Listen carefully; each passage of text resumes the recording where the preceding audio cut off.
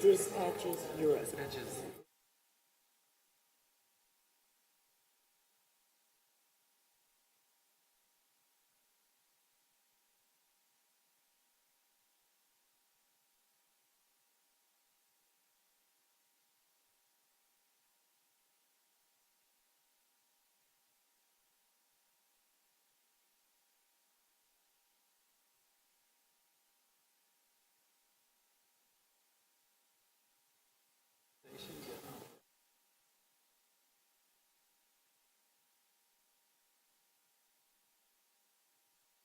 Good evening, everyone. My name is Yusuf. Welcome to the Eindhoven Innovation Café this evening. I would like to introduce you to Renske. She is going to be talking about Homewards and how the newbies, when they move to Eindhoven, how they could integrate the society. And it's a program, and she will be talking about that. And we have this lovely couple here, Terry and Cheryl. They are going to be also talking about a similar thing. Their company is called Dispatches Europe. But they will also mention how they use media and AI in doing so. How shall we start, Anemone? Any preferences? Or spontaneity is the key? I think we could start with Renske, and you could start telling us about the program and how long has it been? What is the purpose of it, etc. And then in case there are questions from the audience, just please raise your hand and I will give you the microphone. Thank you. My name is Renske. I work for Eindhoven 365, the city marketing of Eindhoven. I see some faces that were here last time. You remember Peter Kenty, probably. He founded this organization I work for, I still work for. And a couple of years back, we sat together with the Expat Center and with Brainport, and there was this idea of doing something for the newcomers in this city. And we started with the Expat Center and with Brainport, and we decided to bring in some creative knowledge, creative spirit, and together with local designers, we founded a program called Homewards. And Homewards is a 3-month introduction program for newcomers. It's for Dutch newcomers and international newcomers, anyone new to this region. And we ran the first edition last year, and this year we'll be organizing number 2. Sounds good. Did you just say it is only for newbies or the people who have been living there for newbies. Only newbies. All right. Yeah, it's hard to define, who is a newbie.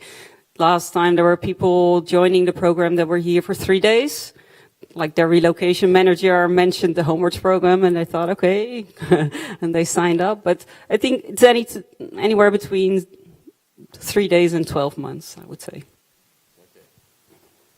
Do you have the presentation to? I brought a couple of slides. Yeah,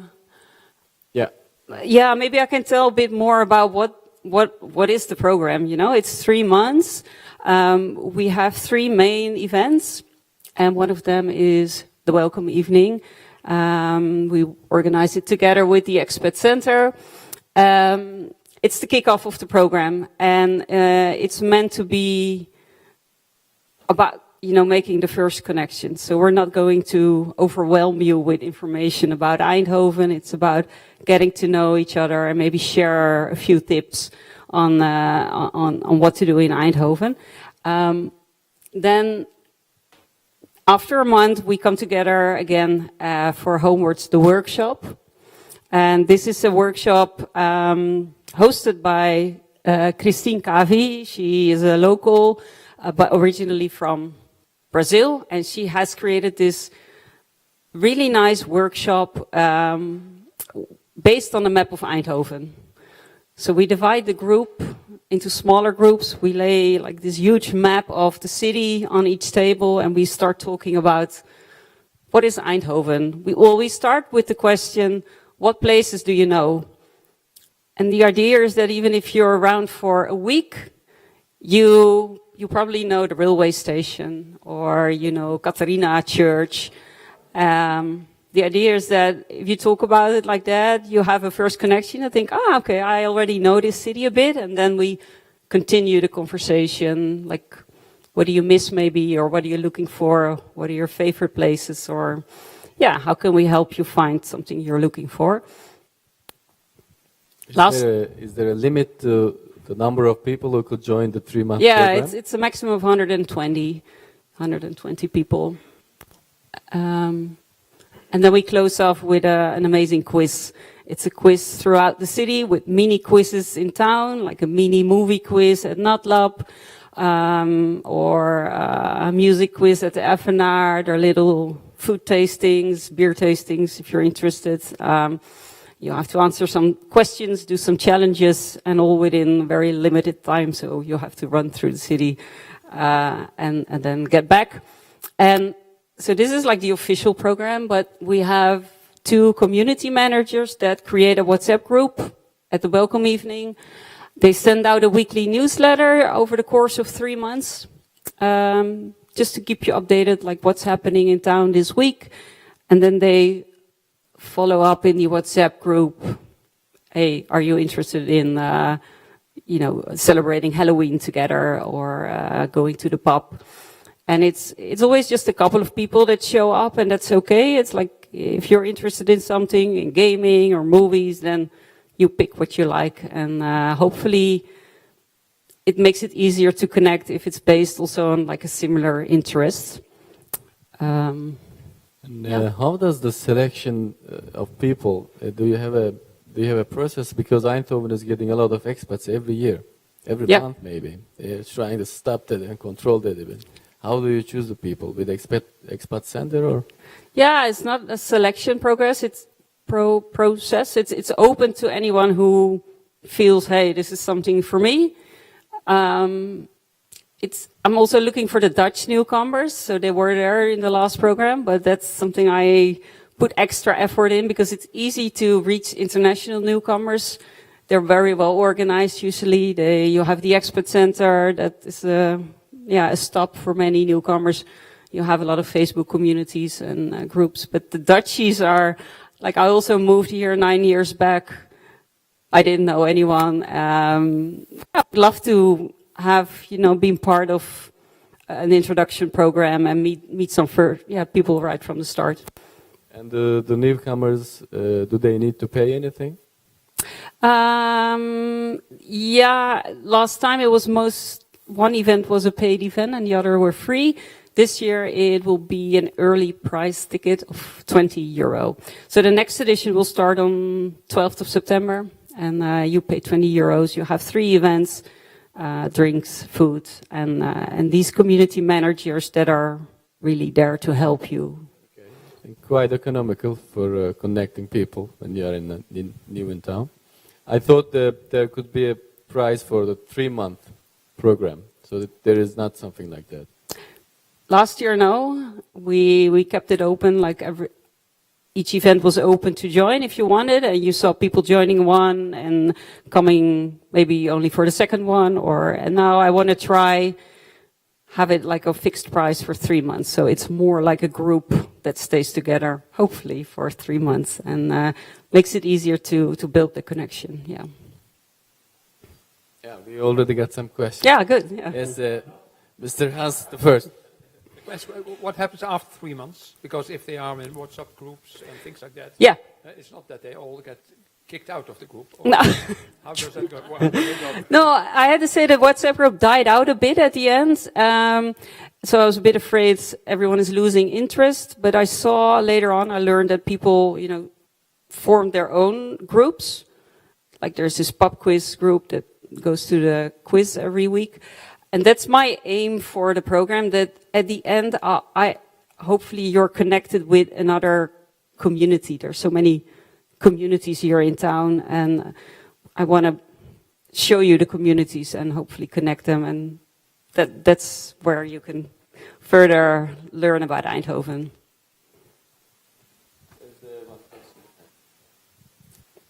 I was wondering, why are you focusing only on newbies? Because it seems also a bit, of course, every initiative is welcome regarding, but it also feels a bit like you're creating kind of a new bubble. Yeah. Like every time of new newbies, without integrating them. Yeah, people I totally or understand what you mean. People who are living here for like 10 years or 5 or.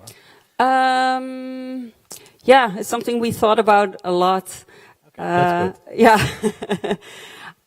I think one of the choices I made is to include the Dutch newcomers, and yeah, to not make it only an international group, because then right from the start they are not connected to the Dutch. So if both are new, I think it's an easy way to connect. I'm still looking for how to bring more locals. There were a lot of locals that helped out during the events. But if you play a quiz, well, actually for the quiz, a lot of locals joined. But for other events, it's just hard to interest locals, I think, to join it. Maybe you should talk to the Burst Your Bubble organization. I'm joining it next month. Yeah, would love to. Okay. Yeah, That's good. connect with them too. Yeah. You should. It's great. Yeah. Well, I think it makes sense to start with the newbies because some other people are already living in the city. They should have been already connected. Nah. But, giving opportunity to the newcomers. I have another question. Yeah.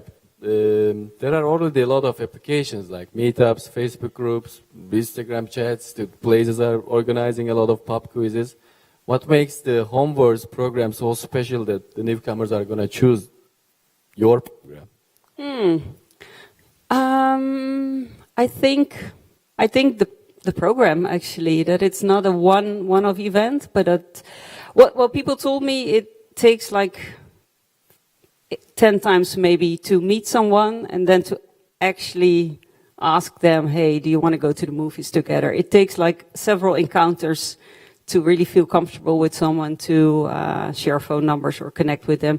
That's what I'm trying to create, like an environment that you meet the same people in a short time over and over again, and then see who you connect with.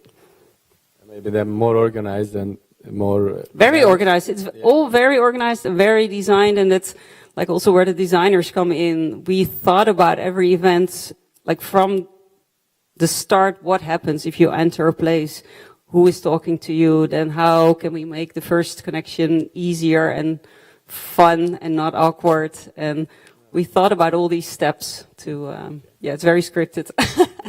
That sounds really good. Would you like to continue on the let's slide? see what else I have. No, this is my last slide. Yeah. So the website, we have a new website, and that will go live next week. But and then how the newcomers get know about your program? So it's on thisiseindhoven.com/homewards.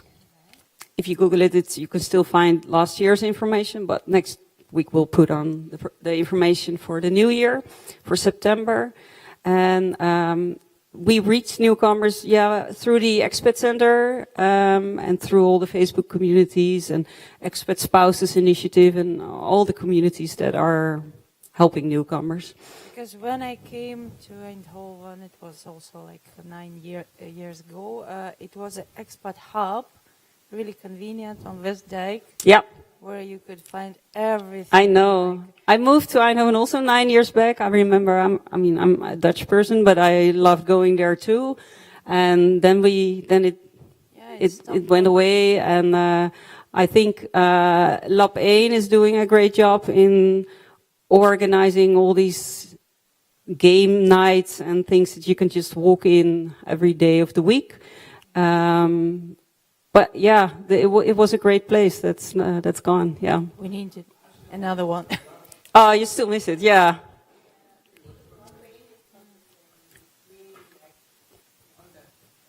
It was wonderful. Yeah, because I think it was open for everyone to organize something. It was just a free space for people to create the. Yeah. Yeah. Yeah. Yeah. I agree. Yeah. I would just kind of wonder how many newbies are actually here. Like, oh, cool question. how many people have been here less than a year? Okay. Wow.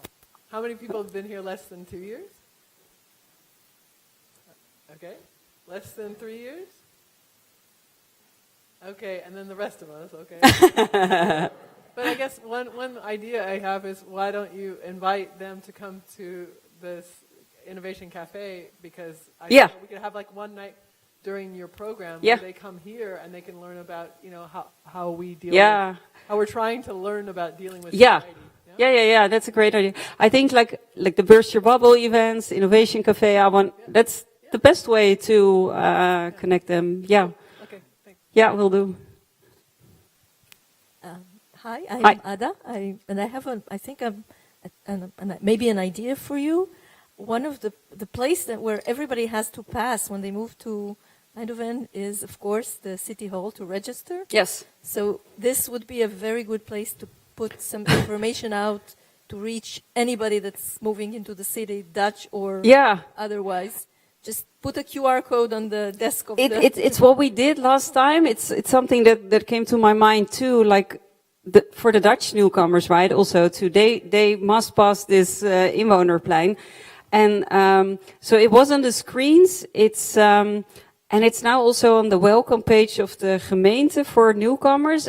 There used to be like the first type of information you saw was how to pay your dog tax or something, like all hard information. And then they changed it into, do you want to feel at home? Join the Homewards program. So there were a couple of Dutch people that learned through this municipality, this way about the program. Yeah. Thank you. Renske, thank you for the introduction of the Homewards. Let's welcome Terry and Cheryl as well. Please talk about your company and what's the purpose of it. How do you use media and AI to connect people? Oh, yeah, sure. I just wanted to explain first and foremost that we were DIY expats. We had what? Mike, you can't hear me? That's a first. We were DIY. Oh, okay, whatever. We were DIY expats, so we had to put together everything ourselves, figure everything out, and we didn't do a very good job. Cheryl? Well, we did do a good job because we're here and we weren't kicked out, so that was good. But it would have been nice to have, a newbie program, which we didn't know about. Meet new people, and so I like this idea, and I think it's something everybody should consider. More than that, it'd been nice to have somebody that could walk us through starting our BV and doing all that sort of stuff. That would have been great. Which brings us to where we are now. So why don't you tell me about dispatches and then... We sold a media company in the U.S. in 2014, 13, whatever. And we decided we wanted to move back to Europe. We'd lived in Turkey, we lived in Germany, really liked the European lifestyle. So we went around Europe looking for a great place to live, and this is it. And it is, I swear. And there were a whole lot of details that we didn't understand. And we're Americans, and we think we have the right to live anywhere. And we did have money to start a business, so, that part of it was easy. But all the other stuff, we got so much information that was just so far off the mark. Tell us about your friend at the gemeente. Well, first, I think we need to back it up. So we did have a media company. We sold it, and we're like, okay, now what do we do? One kid in high school, one at university, and we're like, okay, we always wanted to move back to Europe, and so maybe this is what we do. And so, but how do you do that, right? Do you get jobs with ASML or somebody, and you get recruited, and they kind of do all the heavy lifting for you, or do you do it yourself, which is what we eventually did. But it took us a long time, about 18 months, to really research, how to move to Europe, because we had lived in Europe before, but we were under the Department of Defense, and they did everything for us because Terry was a military reporter. So we worked for the government, and that was really easy. But then we were doing it on our own. And as we were researching, we were saying, well, there's no website that, like one information hub that tells you how to make such a move to Europe. We know media, maybe we'll start another website. And that's how we decided to start Dispatches Europe, so that there was in narrative form, not boring encyclopedic, Wikipedia stuff, but stories of people and how they got to be here and what you needed to do to be here and the travel opportunities and lifestyle and culture and jobs and all the things that expats really need to know. And so that's why we decided to do Dispatches Europe, and then we had to decide where to do that. And I'm sure most of you all know Bert-Jan Woerdman. We read an article that he had written about Eindhoven in VentureBeat, and we were like, ooh, we want to go there. So we came, and then we stayed for a month, and we checked out Eindhoven and said, yeah, this is the perfectly imperfect place for us to be, because that's the way it felt. It felt like a good match for us. Schools for the kids, house, because it was 2015 and 2016, I guess, when we moved, that we could actually find a house. And we could start a business, and we didn't have to take a year-long language immersion class, which was really important to us because, we would have had to do that in Germany or any of the other European countries. But we didn't have to do that here. And so we started a business, and that's how we got our residence permit through the Dutch-American Friendship Treaty to come here to start the business. And then we were off. But it did take 18 months of research, trying to figure that out, a month-long visit here. So some expense, some time, some effort to find that this was the place for us. And so...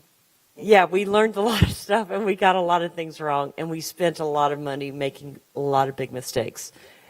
But we also figured out a lot, and that's what we hope to transfer to our readers. Now, the new thing is AI search agents, and that's what we're working on now. We want to make it really easy for people to find the right information. Our big inspiration was seeing how little information there was about moving to Europe, and how fuzzy it was, and how much of it was wrong. And now, my second big epiphany was reading the Facebook expat communities and realizing that it's a bunch of people telling each other the wrong information.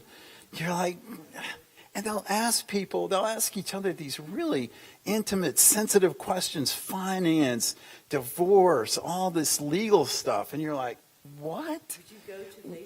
Would you go to Facebook to ask people for, investment information? I don't think so. So we want to create this search tool. Of course, it's going to be AI enhanced. And the whole goal is, the goal is to make money, but the secondary goal is to give people a really reliable source of information and not ask each other. And we also want to let people, in your model, we want to connect them. We want to make sure everybody meets, gets connected, and I don't know, it's up to them what they do after that, right?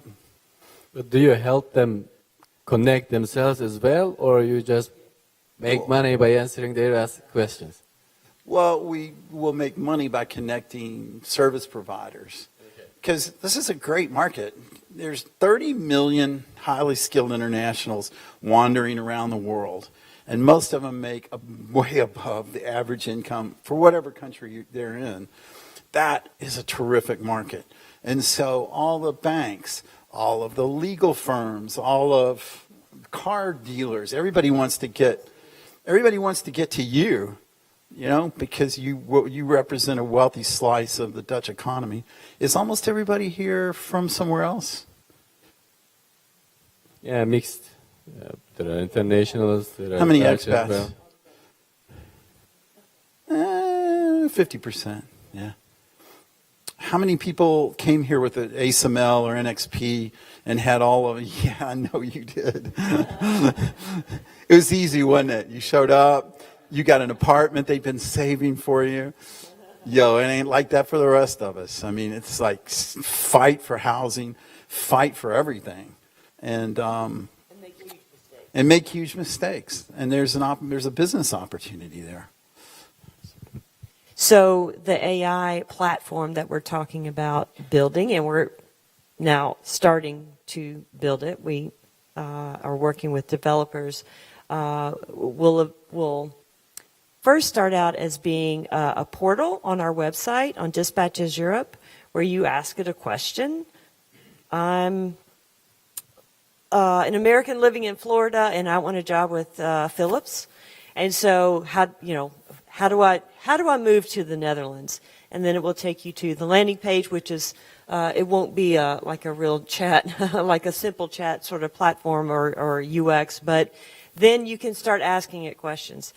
What kind of residence permit can I get in the Netherlands? Can I use the Dutch-American Friendship Treaty? Do I need an immigration attorney? Because they're about 1,500 euros. But yeah, I mean, and here's some that are vetted that you can go to and ask for. Where do I get housing? Who knew that there was no housing here? Should I ship my car? Should I buy a car here? What about health insurance? If you're an American, let me tell you, the health insurance is very different here in a good way. But it's also, you just need to know these things. How do you start a bank account? How do you open a bank account? I mean, it's really, really tough. Brendan, how much? Terry, Cheryl, Brendan, how much were you paying for health insurance in Florida? Oh, killing me. We paid $700 a month for like the world's worst Humana. Wasn't it Humana? Humana in health insurance. It didn't cover anything. You Dutch people, you don't know how fortunate you are. There's so much here that's so beneficial, and we don't have any of it in the U.S. You have some other things. Terry, how about people who want to move to a country? They like to have a bit of a personal touch as well. There are a lot of search bots. There are a lot of AI things available. Mm-hmm. What sort of personal touch and personal, communication that your company offers? There are a lot of companies that do that. I mean, there are a lot of companies that will take you by the hand and help you find an apartment and do all the things that you need to do to start your life. But they're really expensive. I mean, they're high touch, concierge services. And so, I don't think we know anybody who could afford to do that. And we don't want a high touch business. We don't want a business with a lot of friction. We don't want to have to spend a lot of time doing what we do. We just want it to work. And with artificial intelligence and with all the new innovations, and you don't have to. And I don't think anybody wants to meet us and work with us directly. Do you think so? Well, it depends on the service taker, yeah. So there is a personal part of this. It's a community feature that the platform will have. So let's just say we're starting with the USA and the Netherlands. What it's like for Americans to move here, what you need to do, and because we know both of those worlds, right? So then we put together this to-do list on their journey. It's like, okay, you have a job, now you need to think about this. Now here's some places you can look for housing. Here's where you can get your schools. Here's where you can take your dog. Or here's where you buy a car, whatever. But then as the platform builds and grows, then there will be a community feature so that I can go on. I know that Brendan's coming from Florida. I can go, yeah, this is the place for you if you're into bicycling or you have a kid that, speaks multiple languages or whatever it is. Then you get the input from the people who have used the platform and have made a move, and they're here, and they can be like that welcoming group of people who have already gone through your program, for example, to say, no, you're not going to get kicked out of the country if you don't have your BSN in 5 days, which, trust me, there's a story there. I drove my lady at the Comenta crazy because I insisted that I have to get the BSN within 5 days, and you don't. So like all the little information that you only learn from experience will be part of the community feature on the platform. I understand. But you're not asking if people are going to call us on the phone or want to meet with us and all that stuff, right? I was defending the people who don't like using AI, for example. The chatbots are sometimes, being repetitive and they don't understand the question. That's why I value personal touch more. Well, and I see that and I understand it, but how many people can really pay for it? That's the thing. I mean, how about the payment? Yeah, I was going to ask that as well. So there will be 2 tracks. One is like us, the DIY expat, the onesies, twosies who aren't with the company or whatever. They're just moving to the Netherlands, but also eventually the rest of Europe. We're only starting with the Netherlands. This will be for anyone coming to live in Europe, the continent. And then, so that's one thing, and it'll be a subscription model. And then we also want to immediately start with enterprise. So say it's Philips or NXP or ASML, so that it's a whole pre-boarding program.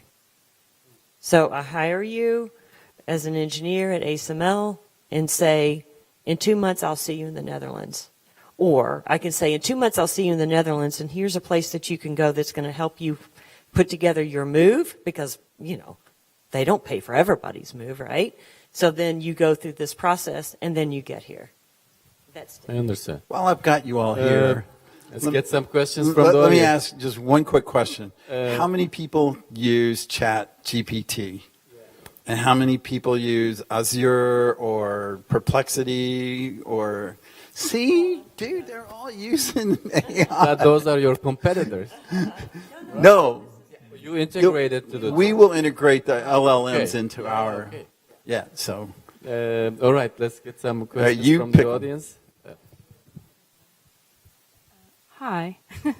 So I think this is a great idea, but there's a portion of the population that's always forgotten. It feels like I'm forgotten. I moved here to be with a Dutch partner. And the amount of disinformation we got from the Dutch government themselves, and as a designer and a budding programmer, I don't know how to say this, but are you just catering to people who are coming here? Or is it also going to be for people like myself who fall into this category of like, I have a place to live with him. But in some ways it's more isolating. Yeah. Because I also have to integrate into a Dutch family. So as a designer, I've been thinking about this from multiple angles because like I do have to speak fluent Dutch in a way because I'm studying ICT, but to be more competitive, I have to also speak Dutch. So I just wanted to toss that out there because I feel like I'm a forgotten. Well, I mean, we were even told by the Gemeente that I could exchange my driver's license. Yeah. And I can't. No. So, and a lot of the websites that the AI will use aren't updated all the time. Right. That's a big part of what we have to do. It's is not so much a question, but a concern. No. In all valid observations, the large language models, it's a constant chore to keep them educated, updated, all that sort of stuff. But really, we're not going to teach you to speak Dutch. We're going to try to hook you up to either free groups of people who want you to come and learn Dutch with them, or good schools. We want to give people a lot of different options.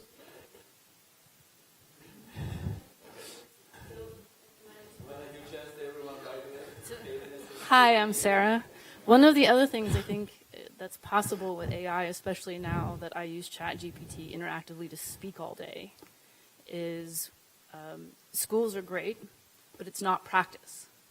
You need hours of practice to become fluent, and honestly, the schools in Eindhoven are ridiculously overpriced. I'd rather pay $200 a month for my AI agent, because if I go to one of these schools and they charge me $800 for a session, a level, when a whole year TU is $2,500 for a Dutch national, it just doesn't seem fair. So in terms of your business model, I think it would also be helpful to think about ways to get people really integrated in the culture, not just living, working, and life. Well, I think that's where segments of us that are finding. That's where crowdsourcing comes in. You know, how did you learn Dutch? That's a piece of all this. As well as events and things like that. I mean, this is going to be an AI-enhanced search tool. So what it's going to do is save you having 50 tabs open on your computer and trying to remember, you know, because you don't know Dutch, what the name of the, you know, it's gemeente, not municipality, and like going back to all these places to get those pieces of information. What the AI tool is going to do is going to give you a to-do list. It's going to bookmark everything. It's going to be right there on your to-do list. Oh, I need to go to the gemeente after I get an address, before I do my bank account, or whatever the process is. But also, it's once you're here, and that's all to get you here. But once you're here, then it's going to be like, these are the events happening in the area. This is Homewards. This is the Innovation Café on Thursday nights. Like all those things that, so it's not just about getting you here, it's getting you settled here and getting you embedded in the community here. And that's where those other features of the platform will come through, and that's where you can start to build a community, and that's why we want people to stay on the platform. Yep. Who's next? Yep. Hi, good evening. My name is Willem. I'm actually Dutch, no one's perfect. I want to go back to your very introduction when you started with all the Facebook groups and you put it as a sort of a versus, some people giving another like misinformation. It sounded a bit of like disdain-like. The point I'd like to make, I'm Dutch, right? I'm from a very individual culture. There's only 2 or 3 cultures in the world that I have to let go first when it comes to individualism, the US being one of them. Point I'm trying to make, in an individual culture, as long as the information is all perfectly in order, I'm good. I choose, I go, or I don't decide. Would I be from a more collective culture? The information being in order is probably not going to solve all my questions. If I decide to go, I go together, or I don't go at all. So I'm making a little statement for a community element here. Yeah. Thank you. The community element's going to be very important, as we know. You don't want to just move somewhere and not have any friends or any kind of community. You have to immerse yourself in the culture, right? And that's a big part of it. Okay, but I'd argue this. I go to a Facebook expat community, I ask a question, and I get 5 different answers from 5 different people. Is that helpful? No. The other thing that you get from Facebook expat communities is a lot of grief. And that never fails to amaze me, how nasty people can be to each other. We're going to have a nice AI agent. What? Less emotional. Less emotional. But also, I mean, you get a lot of trolls and things like that. Yeah, you get trolls and... Talk about No, it's not. None of it is. But if you just think, okay, it's going to save me time from having to go to 50 different places, and it's going to condense my information that I need in one place that I can go to. If we had had such a thing, we probably wouldn't have made so many costly mistakes. Yep. May I ask a question? Yes. I actually wonder how you can help out each other and what we, our good public here, can do to help you. Renske, please join the conversation. What you can do to help us? Yeah. Yeah, Renske is doing the physical and personal touch that I mentioned, but you are going in more in the media and AI. So how can we connect you personally? Do you go to events and meet people, and do you network in the expat community physically? Huh, okay. Well, I think we could help each other. I think we could obviously have your events on our platform as a place to start. I mean, a kind of a soft landing and introducing the people who are using our platform from wherever they are to say, here's a place that you can go, and they would sign up and get connected or whatever. And then also, I think once those people are here, we could introduce our Euro passport, which is the working title, to them to say, you can go on here and you can then use it. You don't, since you're already here, you don't need to know how to get here because you're here, right? You're settled. But also all those other extraneous things, activities and community building and events and travel and activities, whatever's going on in the community, then they could get on and use that. And then they're part of the community and they can help others get here. I think that's what's important. Also, Zoe, sitting back there at the table, writes for us. And that's one of the things that we need. We need talent. We need content creators. And I would like to have a connection with you so we can promote everything you do. We're trans-European. We don't just cover Eindhoven. And so that makes us different than most of the expat websites, I think. So you probably don't need us as much as other people who do want to reach all of, Eastern and Western Europe. Yeah, I think we are very much focused on the people that made the decision to come here and are already here, right? So I think you also cater in all the information you need when you're still abroad, figuring out how things work in a country where you're not in yet.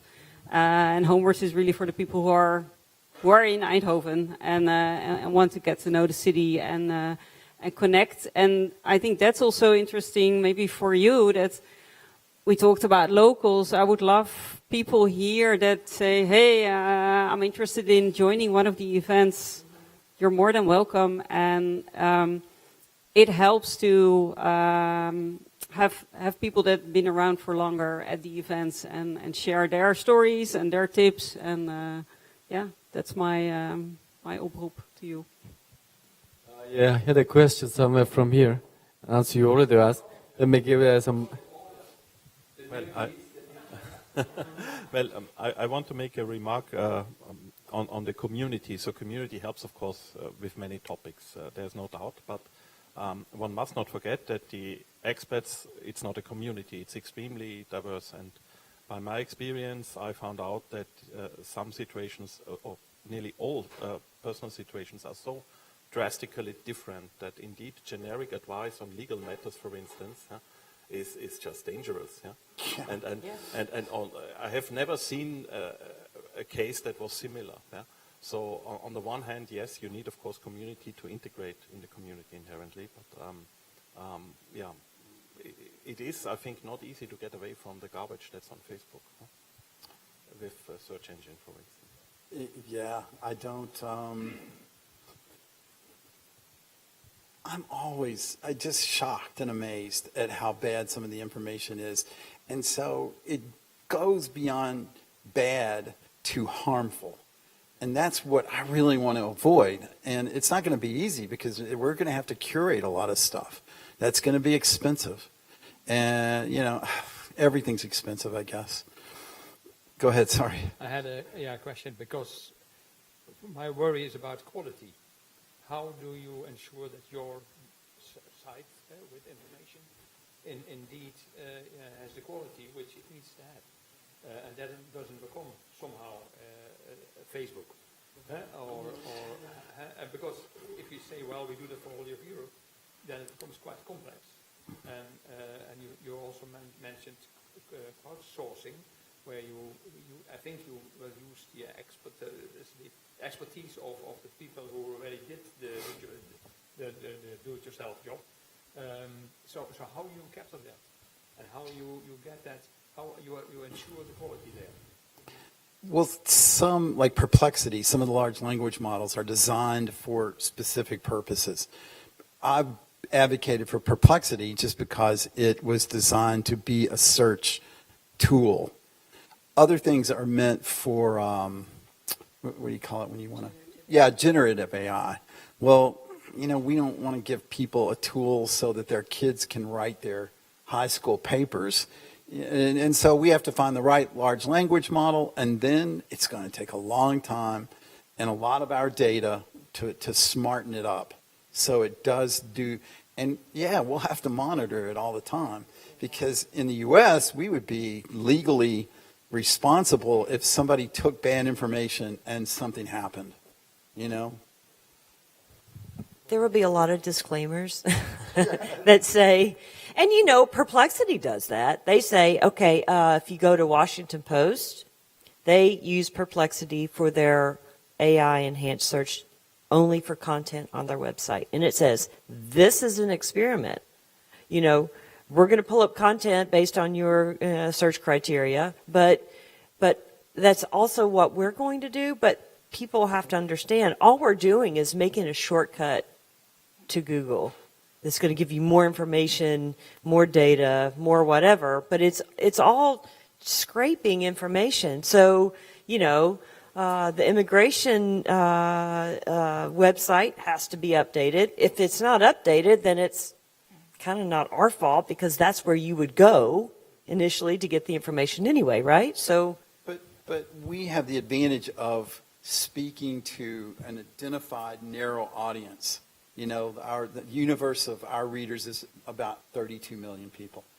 And it's not, I mean, Washington Post is global, so their potential audience is 7 billion or 8 billion or whatever it is now. So we have the advantage of being able to focus and refine what we're doing. But, you know, we don't know what we're doing. Go ahead. Yes, it's definitely a great idea. I like it so much, especially that you involve AI. But as a follow-up for the question that was mentioned recently, the trust of every task that we do as a human, we always validate with other humans. Yeah, that's why we're always curious to see the feedback about the places, about the task, about the services. And AI will give you a summary of this information, but it will not give you the touch point and the personal story behind. If you could integrate this human touch, that would be awesome. Yeah. It will build the trust. yes, and that's what we want to do. We think it's really important. I mean, we've been approached by probably 12 people in the past 6 months, Americans, who want to leave America. I'm not sure why, but let's just say after November 6th, a lot of people said, how do I get there? And so what do? Sit down. Okay, you got to do this. You got to think about that. What about this? The housing is atrocious. It's going to be really, really hard. You need to have, and so I sit there and type out a whole long narrative. You could do this, you could do this, you could do this. This is what you got to do first. Don't do this. Whatever you do, don't do that. And so all we're doing is a shortcut. It's a shortcut to their research. And it's going to be scraping information from the websites. But to vet that information, we're going to have monitors, human monitors on there, and also, hopefully, people like you and you and you from the community will go, yeah. Well, people who have made the journey, right? People who are here and have gone through it like us, to say, no, that's not correct, even though it's on the immigration website. It's not correct. You can't hand in your We have a question license. here. So, putting money aside for a second, I want to ask you a question as to why you decide to go with a proprietary large language model instead of training it on your own data, because you do have a lot of data and you do have all the information. It will take a bit more effort, I guess, and more man-hours to collect it in some sort of a Wikipedia or just train your own model on it. But I am just afraid that by using proprietary solutions, there's still some sort of bias, there's still a lot of hallucinations, there's still kind of things that can be fake and that can be misinforming to people. And that's, I think, a huge responsibility that you're taking on yourself. We had, anecdotal examples, but there are car companies who introduced an AI chatbot to their sites, and then people could manipulate it to tell them that, like, oh, you can buy this car for €2, and then people take it to court because it's like, your website told me that I can buy this car for €2, then, like, why am I not getting it? So it's just, how are you planning on kind of mitigating that risk, and how are you taking that into account when it comes to your platform? You want to answer? Don't look at me. So every major tech company in the world is working on AI, right? Google, Apple, everybody, you name it, Perplexity, everybody's working on it. And is it perfect? No. But you know, when I first started reading about large language models was probably, what, a couple of years ago? 2 years. 2 years and it's become this dominant technology. I think so many really smart people are throwing so many billions of dollars at this thing that the large language model we're using today, we won't be using that even 6 weeks from now. We'll have something bigger and better and shinier. I mean, that's the nature of technology. Technology always, electronics always get cheaper, they always get faster, and they always get better. That's all we can do. I mean, we can't write our own artificial intelligence algorithms, thank you. I mean, we're not going to do that. We can't do that. We could never hire enough people that we could compete with anybody to do that. So what would you do? I mean, I think that comes to the basic understanding of how these models work, and I think your area is so narrow that you actually could employ people, write your own language model, train it on your own data, or even use already existing methods to train your own model, and that would have no kind of access to the information that is outside of the information that you give it. Because now it's still going to have some sort of background information that it's getting from these large databases that you have no control over. So I just want to let you know that there are possibilities to have a closed kind of data set that you can fully control.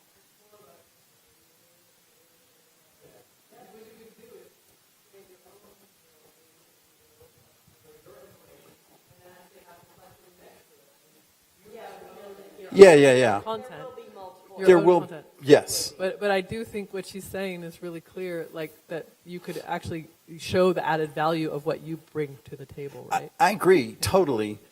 But that's going to take so much money that initially we're going to have to slow walk this thing. We're going to start with really basics, and then maybe a year from now we'll have this dazzling technology that we can offer our readers.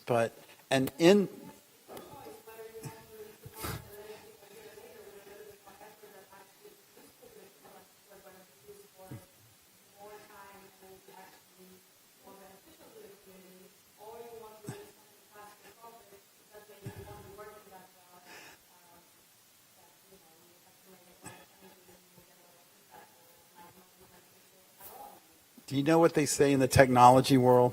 There's a great saying, perfection is the enemy of good.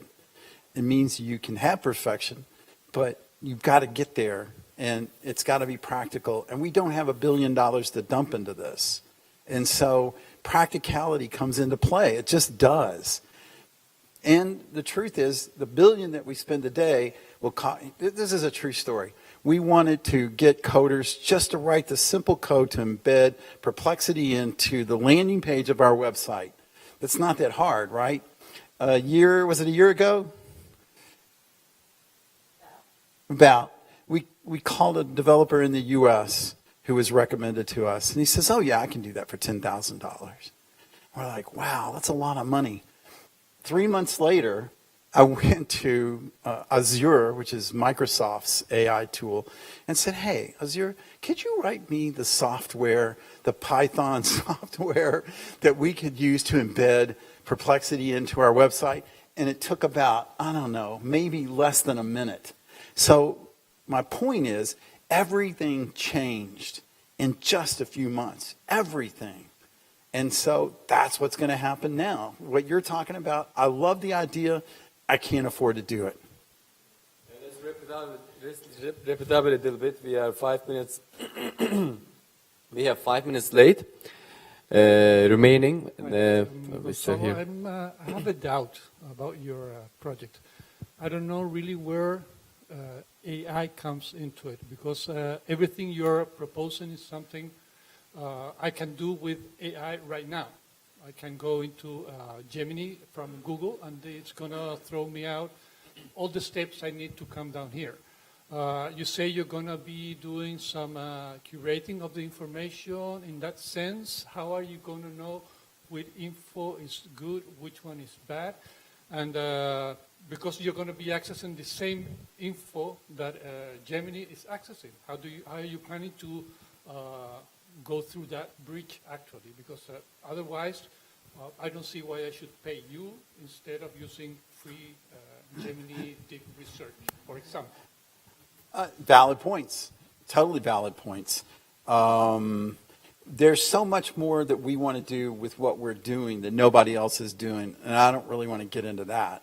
Do you want to get into that? No. But also, I mean, we connect people who have questions with content that's on our website, which is narrative and first person reporting. So there's that. So then we do have some data. So there's that. The other thing is that it puts it in a place for you that you don't have to go to Gemini or any of those over and over and over again. Because what do you have to do when you go to Gemini? You copy and you paste it and you put it in a document so that you can keep it, and it's got all the citations at the bottom or whatever. So that isn't necessary because it's all right there. It's all on your account. So everything is curated in a place that only you can access.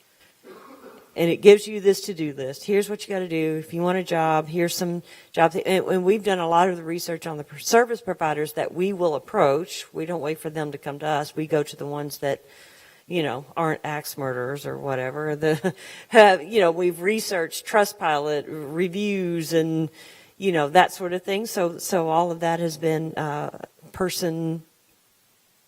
verified.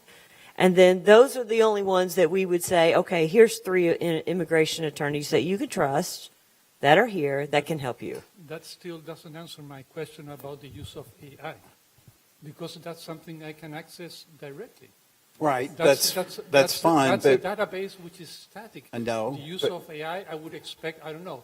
I just told you. I'm 60 years old. I just came here. Could you please tailor the specific information? Then I could understand the use of AI. But until now, I'm not hearing that from the platform. There are other pieces to this, and what we have will be a proprietary AI agent, but it will be different from, maybe better than, who knows, than just going straight to the large language models. And then here's the thing: Americans are eternally optimistic. We know we're going to figure all this out and we're going to be able to monetize it. How? I don't know. When will I know? I don't know. I mean, that's just who we are. Yeah, you got to get in there. You got to, everything, every great digital tool, every great website, every great innovation like Facebook and all that, it started out as something else. Facebook started out as the Facebook, and it was a way for college students at Ivy League schools in the U.S. to hook up. That was it. That was the whole idea. And then somebody else looked at it and went, oh, you know what we could do? We can make $1 billion with this if we just made it a universal tool. That's, but who was the guy? Did Zuckerberg know that when he started it? God, no. He had no clue. It took years for him to talk to all these different VCs and developers. That's it. I mean, a lot of it comes down to testing, and that's what we're getting ready to do. Here's the other thing: you're always going to have to use your own judgment.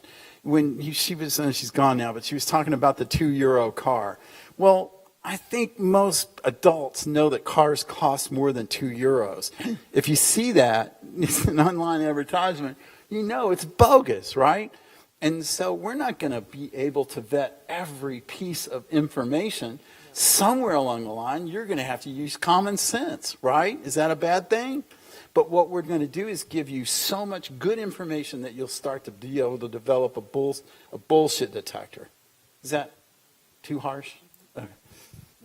It's maybe the Mr. over there is asking maybe for more clarity, but what you are describing is American philosophy is, I will learn it on the way.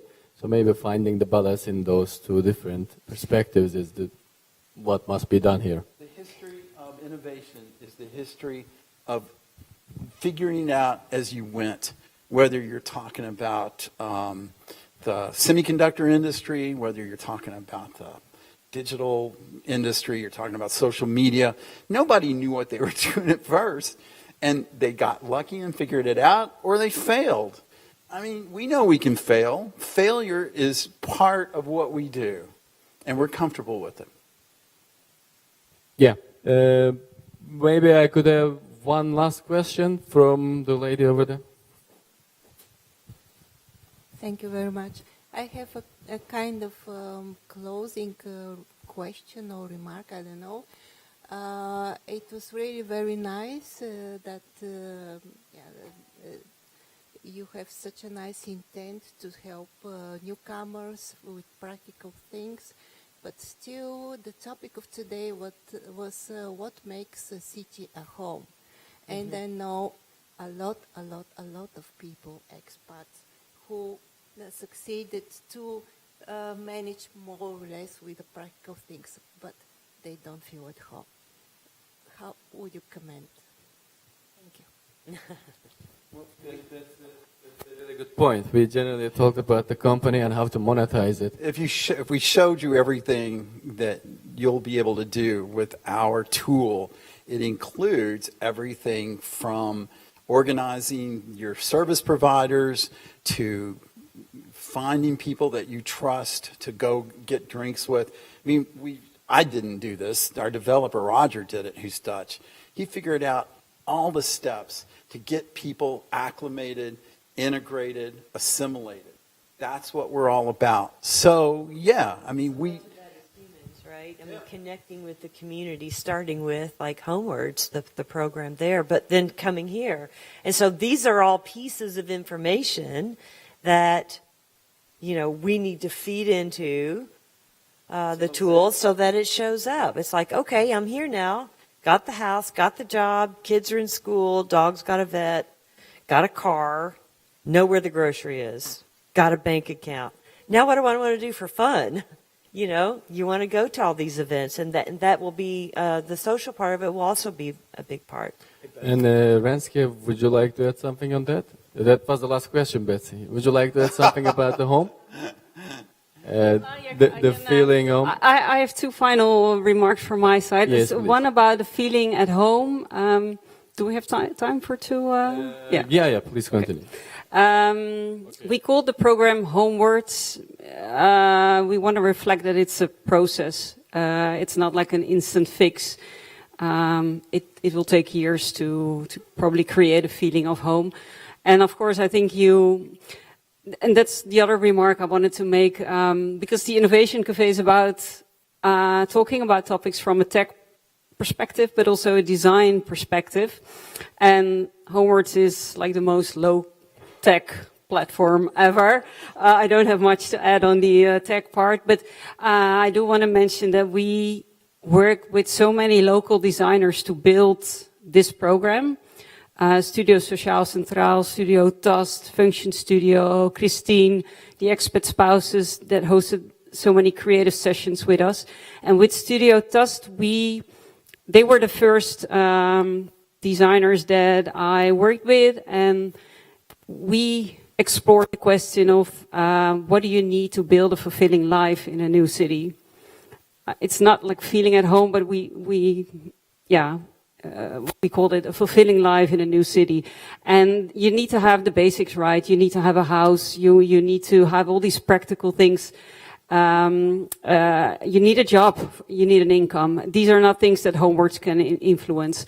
But we found out that there are also three pillars that we can influence, and it's about identity, it's about practicalities, like how do things work around here culture-wise, and energy, like what makes you tick, what makes you happy. And these things are the pillars of the Homewards program. And the identity part is your identity is formed by your environment, right? And back home, you used to be someone's neighbor and someone's colleague and the volunteer at the tennis club. And these things are not there anymore when you move to a new place. So this identity thing needs to be rebuilt, and that takes time. And I think the identity part is recreated. It's a chance to rediscover yourself also, but I think it's recreated in the connections you make with others. And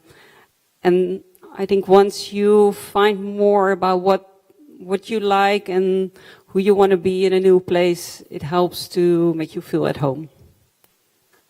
Yeah. there was one last remark from Betsy. If I don't give it, then I will have trouble later on. But make it 1 minute. It's less than 1 minute. It's more of a comment back to the Anamon's idea of how can you guys work together. I have this vision that Terry and Cheryl like launched their platform to help us get our basics and make sure that we have the things we need to feel at home. But then you could have like little city meetups based on what you're doing to add the reality of identity and all these things that you talk about, you know, meetups to make it real time and real life, you know. And I think it could be, there's definitely like interchange there, but you just attack it from different angles. So beautiful words, everybody, and thank you so much. I really appreciate it. It's awesome.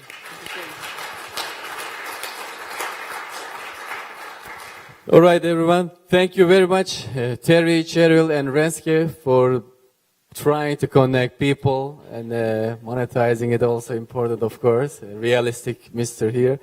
We got drinks. You could continue the conversation over there at the bar, of course, and later on there will be dinner as well for the people who are interested. What else we have? Well, thank you all for your attendance today. I hope you enjoyed the show.